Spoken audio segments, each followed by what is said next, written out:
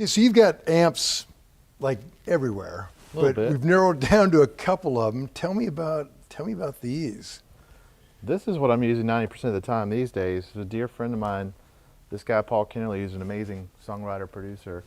I got that amp from him this year, and it's just been on every record. I mean, he told me this secret, and I didn't believe him because I always work differently.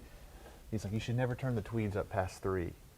Really? Yeah, I didn't believe it, and now I'm doing it. I don't know what happened to me. Maybe I'm growing up or something, but it's always just on 3 or 4.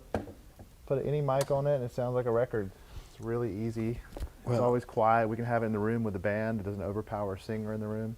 So it's kind of become the weapon lately. And it's clean at 3, right?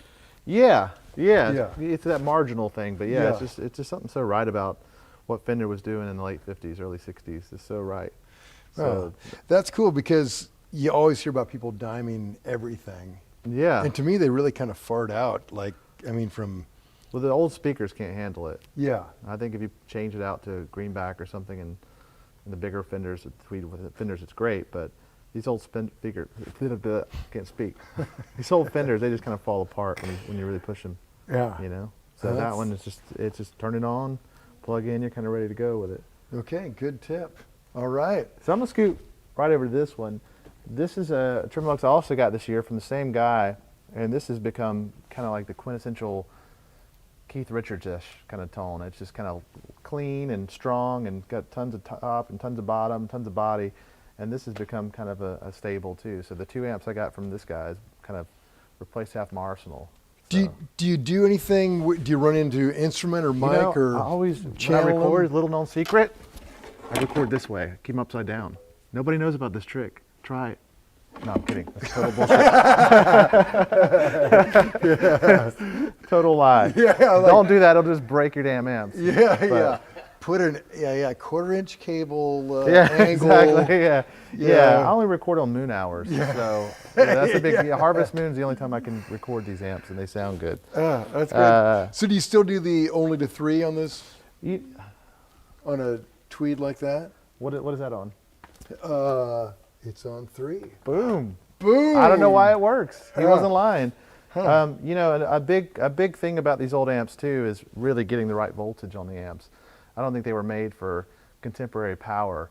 So I've been using those brown boxes, which are amazing. I don't know if anybody's ever heard those. Yeah, They're yeah, of incredible. So I've got a bunch of those around here, and it saves these old amps' life. You know, when I first moved to Nashville, I lost 2 amps, transformers to the power surges, that kind of real hot power. So Yeah.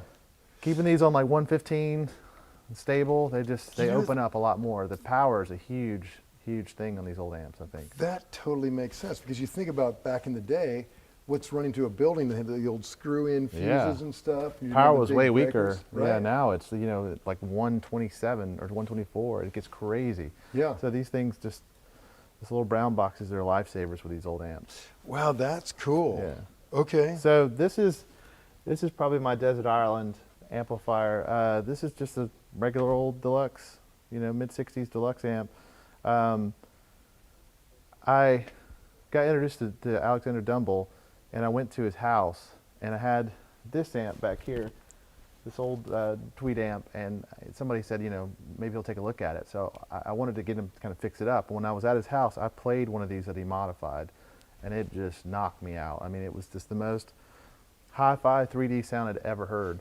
And I think I sold a kidney to get it. Totally worth it. Which is why I lean a lot.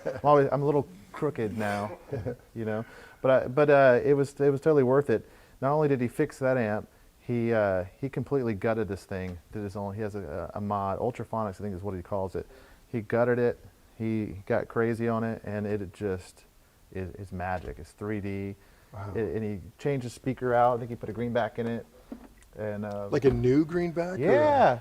He uses new tubes too, man. You Yeah. know, I was chasing old tubes forever, and I was like, "What are you using?" New tubes. It's just his talent level of putting the right cocktail together to make the amp kind of open up and sing. And I think he makes these amps for the individual players' hands too. So it's really cool to walk in there. Walked in with a Gretsch White Penguin. He tuned the amp to my hands, tuned it to that guitar, and when I play that guitar, that's what this amp is supposed to sound like. So Wow. It's a really cool ability that guy has. Just he's completely magic. But this has been used on every record. We use it on your records. We use it on a lot on Isabel Southeastern, and we use it on, God, pretty much every record I've made since I've got it. I've probably had it for about 8 years now.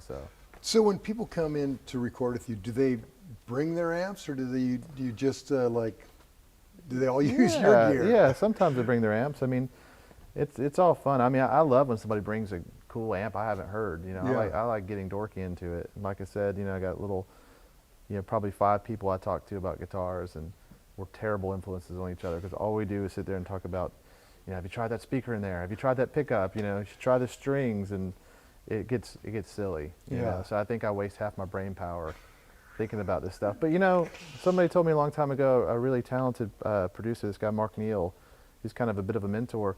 He told me the sound doesn't happen in the control room; it happens out here. So getting the sound right and killing ourselves getting the sound right in the room, I think, goes a long way to making a record sound the way you want it to sound. You know. Yeah, rather than polishing a turd. Well, there's no EQ can fix a bad guitar amp.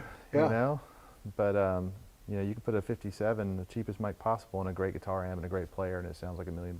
So we spend a ton of energy on this stuff, and I'm always chasing the dragon on this stuff. I've been chasing tone since I was a kid, and I still don't think I'll ever achieve Mike Campbell tone. You know, like that. I think that guy's the holy grail of tone. Yeah. You know. So, but we're always chasing that. Whatever Mike is doing, I don't think it has anything to do with his guitars or amps. I think it's his hands and his talent. Right. We're still chasing that. So. Yeah, because you look at like weird old clips of them playing, like, you know, Solid German state talk boxes, shows. yeah. Yeah. Yeah, and it sounds amazing. Yeah, and it Yeah. still sounds like him. Yeah, you know? no, he's the king of tones for sure. Yeah. Him and I think this is what happens when you stay up late. Things don't work right. Freddie King. I think Freddie King has the best tone Right. ever. That metal finger pick that he used. Oh man, for his it's tone is like, just yeah. that's it, man. That's the sound. Yeah, it is like a ice pick, man, right to your. Yeah, yeah, totally.